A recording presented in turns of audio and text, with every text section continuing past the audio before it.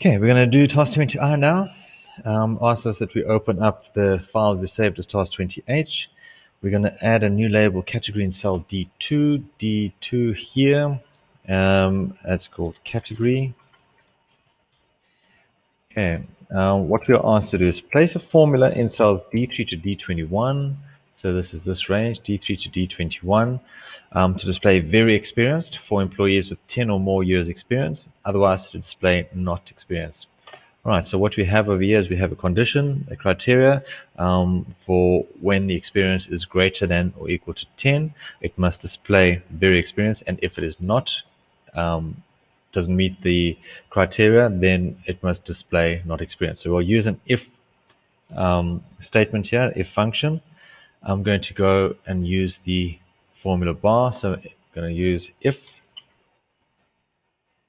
search for if, right, and it comes up with three function arguments. Okay. The logical test is if this one, the year's experience, is greater than or equal to 10. Okay. Greater than or equal to 10.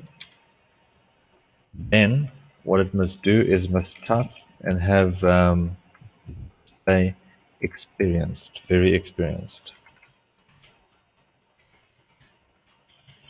All right. Value if false. So if the criteria is false, so we need to close it off with speech marks.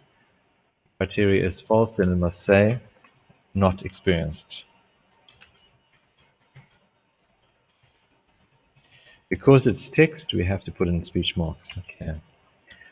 Right. So in this particular case, the check of that one shows that it comes across as false.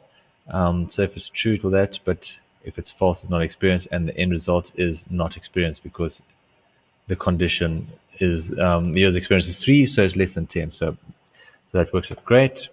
Let's just make this column a bit wider.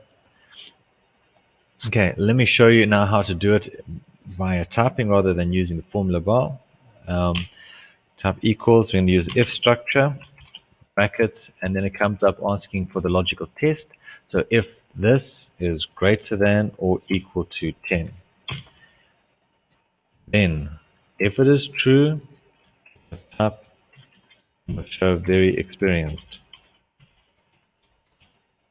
Okay. Comma moves us through to the next section. Value if false, say not experienced.